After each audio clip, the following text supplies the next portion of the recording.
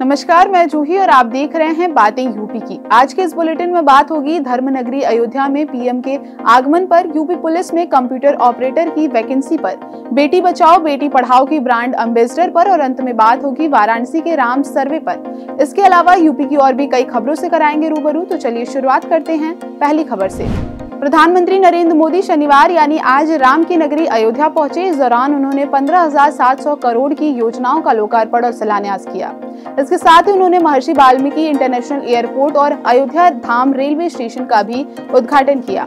Railway station के उद्घाटन के दौरान पीएम मोदी ने 6 वंदे भारत और 2 अमृत भारत ट्रेनों को हरी झंडी दिखाकर रवाना किया। देश भर में पहुंचे लोक कलाकारों ने पीएम का स्वागत किया। वहीं इस दौरान प्रधानमंत्री नरेंद्र मोदी ने 15 किलोमीटर लंबा रोड शो भी किया।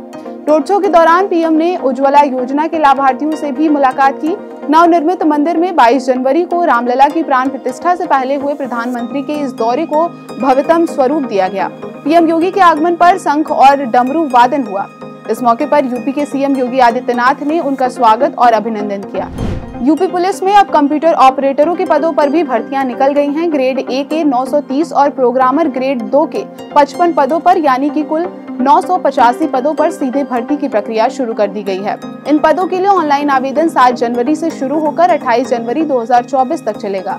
कंप्यूटर ऑपरेटर के लिए कैंडिडेट्स की उम्र 18 से 28 साल होनी चाहिए। भौतिक शास्त्र और गणित विषय के साथ इंटरमीडिएट और कंप्यूटर में ओ लेवल की परीक्षा पास होना भी जरूरी है। इसी तरह कंप्यूटर प्रोग्रामर के लिए 21 से 30 साल की उम्र निर्धारित है।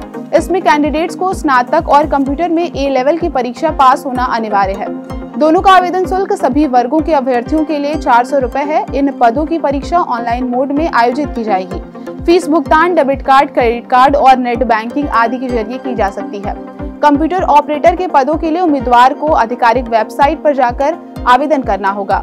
आवेदन करने का लिंक 7 जनवरी को एक्टिव कर दिया जाएगा। इन पदों पर उम्मीदवारों का चयन लिखित परीक्षा, skill test, document verification, medical fitness test के आधार पर किया जाएगा। गंगा में करीब 450 किलोमीटर तक हैवी मेटल पॉल्यूशन फैल रहा है। इसमें वाराणसी के 25 किलोमीटर के एरिया में ये अपने अधिकतम स्तर से भी 6 गुना ज्यादा है। ये बात काशी हिंदू विश्वविद्यालय बीएचयू के मेडिकल इंस्टीट्यूट में हुए एक रिसर्च में सामने आया है। रिसर्च में प्रयागराज से बक्सर तक गंगा के पानी की सैंपलिंग की गई। इसमें वाराणसी का पॉल्यूशन लोड इंडेक्स पीएलआई का लेवल 6.78 पॉइंट आया, जबकि पीएलआई का स्तर 1 पॉइंट से कम होना चाहिए। पीएलआई में कैडमियम, लेड, मैग्नीज और क्रोमियम जैसे मेटल पॉल्यूशन को रखा गया है। ये रिसर्च आईएमएस बीएचयू में न्यूरोलॉजी विभाग के अध्यक्ष प्रोफेसर विजयनाथ मिश्रा के मार्गदर्शन में डॉक्टर भार्गवी मिश्रा और डॉक्टर गीता जे गौतम ने किया है, जो कि international research paper biological test elements research में पब्लिश हुआ है। रणजी ट्रॉफी सीजन 2024 के लिए यूपी टीम का ऐलान हो गया है। भारतीय क्रिकेट कंट्रोल बोर्ड ने घरेलू क्रिकेट सीजन 2023 और 24 के लिए शेड्यूल जारी कर दिया है।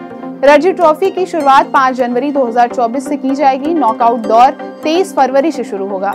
विकेटकीपर और बल्लेबाज आर्यन जोयाल यूपी रणजी टीम के कप्तान होंगे, जबकि अनुभवी भुवनेश्वर कुमार को टीम में जगह नहीं दी गई है। हालांकि यूपीसीए ने यह स्पष्ट नहीं किया है कि उनको बाहर किया गया है या सेहत खराब होने की वजह से वो बाहर हैं। वहीं आईपीएल में एक दूसरे के खिलाफ खेलने वाले यश दयाल और रिंकू सिंह साथ खेलते नजर आएंगे। यूपी की टीम ग्रुप बी में है।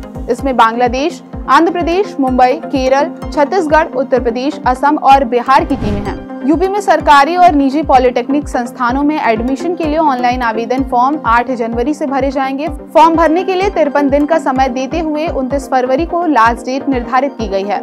ऑनलाइन माध्यम से होने वाली इस प्रवेश परीक्षा में एमसीक्यू यानी मल्टीपल चॉइस क्वेश्चन पूछे जाएंगे और नेगेटिव मार्किंग नहीं होगी। सामान्य व ओबीसी के अभ्यर्थियों को 300 रुपए और SC/ST के अभ्यर्थियों को 200 रुपए का ऑनलाइन फॉर्म उपलब्ध होगा। मुख्य काउंसलिंग 4 चरणों में पूरी होगी और इसके बावजूद सीटें बचने पर विशेष काउंसलिंग आयोजित की जाएगी। पॉलिटेक्निक संस्थानों में 2 लाख से ज्यादा सीटें हैं। गोरखपुर महोत्सव के तहत 5 से 12 जनवरी तक खेल प्रतियोगिताओं का आयोजन किया जाएगा। प्रतियोगिता का शुभारंभ रीजनल स्टेडियम में किया जाएगा। इस बार खेल महोत्सव में कुल 14 खेलों को शामिल किया गया है। प्रतियोगिता में पहली बार रोइंग को भी शामिल किया गया है। प्रतियोगिता में गोरखपुर समेत प्रदेश भर के खिलाड़ी प्रतिभाग करेंगे। विजेताओं को महोत्सव के मुख्य समारोह में सीएम योगी आदित्यनाथ सम्मानित करेंगे। प्रतियोगिता के सफल आयोजन को लेकर मंडलायुक्त अनिल डिंगरा की अध्यक्षता में मीटिंग कर निर्णय लिया जा चुका है। प्रतियोगिता का मुख्य आकर्षण जूनियर वर्ग में जिला स्तरीय रोइंग बालक वर्ग प्रतियोगिता होगी। महोत्सव में पहली बार इस प्रतियोगिता को शामिल किया गया है। ये प्रतियोगिता water sport complex Ramgarh Tal में 8 जनवरी को होगी। प्रतिभागी rower single scull, double scull, coxless pair में अपनी प्रतिभा का प्रदर्शन करेंगे। मिर्जापुर के अहरोरा के रामपुर डबही में पैदा हुई पिंकी बेटी बचाओ बेटी पढ़ाओ की एम्बेसडर बनेगी। केंद्रीय मंत्री अनुप्रिया पटेल के पत्र के जवाब में स्मृति ईरानी ने जिले को तोहफा दिया है। ऑस्कर अवार्ड विजेता प्रसिद्ध डॉक्यूमेंट्री फिल्म स्माइल पिंकी में मुख्य भूमिका निभाने वाली पिंकी को निःशुल्क शिक्षा उपलब्ध कराई जाएगी। इसके अलावा उसे बेटी बचाओ बेटी पढ़ाओ का एम्बेसडर बनाया जाएगा। केंद्रीय महिला एवं बाल विकास मंत्री श्रीमती स्मृति ईरानी ने केंद्रीय मंत्री अनुप्रिया पटेल को पत्र लिखकर ये जानकारी दी है। केंद्रीय मंत्री अनुप्रिया पटेल ने प्रधानमंत्री नरेंद्र मोदी एवं केंद्रीय मंत्री श्रीमती स्मृति ईरानी के प्रति आभार जताया है। केंद्रीय महिला एवं बाल विकास मंत्रालय की उप सचिव ज्योतिका ने जिलाधिकारी प्रियंका निरंजन को पत्र लिखकर निर्देश दिया है।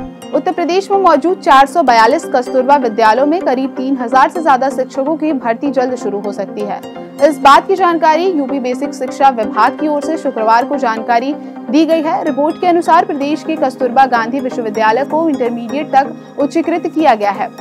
इन विद्यालयों में से प्रत्येक में औसतन 7 शिक्षक यानी करीब 3000 शिक्षकों की नियुक्ति होगी। विभाग ने एक्स पर पोस्ट करते हुए कहा कि प्रदेश के उच्चीकृत कस्तूरबा गांधी आवासीय बालिका विद्यालयों में शिक्षकों की भर्ती हेतु पद सृजन के लिए शासन को भेजा गया है। रिपोर्ट के अनुसार उच्चीकृत कस्तूरबा गांधी बालिका विद्यालय में आने वाले नए साल में अप्रैल 2024 से शैक्षणिक कार्य शुरू होगा, यानी इन स्कूलों में आगामी सत्र से दाखिले शुरू हो जाएंगे। भारतीय राष्ट्रीय राजमार्ग प्राधिकरण की 93.2 किलोमीटर लंबी कानपुर रिंग रोड परियोजना का शिलान्यास 8 जनवरी को केंद्रीय सड़क परिवहन और राजमार्ग मंत्रालय के मंत्री नितिन गडकरी करेंगे। मंत्रालय ने उनके रायबरेली, कानपुर और उन्नाव जिले में आयोजित कार्यक्रम में आने की सूचना ईमेल के जरिए NHAI के परियोजना निर्देशकों को दी है। उनका कार्यक्रम तय होने की सूचना मिलने के बाद NHAI के अधिकारियों ने युद्ध स्तर पर तैयारी शुरू कर दी है। काशी में प्रभु राम नाम पर अनोखा सर्वे शुरू किया जा रहा है। इस सर्वे में दावा किया जा रहा है कि 200 देश के लोग शामिल होंगे, जिनमें मैं हूँ राम भक्त, क्या आप हैं? इसको लेकर काशी में वार रूम भी तैयार किया गया है। ये सर्वे राम भक्त की लहर त्रेता युग को वापस लाने की अनोखी कोशिश बताई जा रही है। काशी में युवा पीढ़ी कंप्यूटर और लैपटॉप के साथ एक अनोखे सर्वे की शुरुआत की है, जिसका नाम है मैं हूँ राम भक्त, क्या आप हैं? जिसके माध्यम से सिर्फ भारत ही नहीं बल्कि दुनिया भर से लोगों को इससे जोड़ा जा रहा है। इसका उद्देश्य है भगवान राम के बारे में दुनिया को बताना और फिर त्रेता युग को वापस लाने की कोशिश करने के लिए दुनिया को इससे जोड़ना। तो आज के यूपी की खबरों में बस इतना ही। अपनी शहरों की बड़ी अपडेट पाने के लिए बने रहिए हमारे साथ और देखते रहिए बातें यूपी की।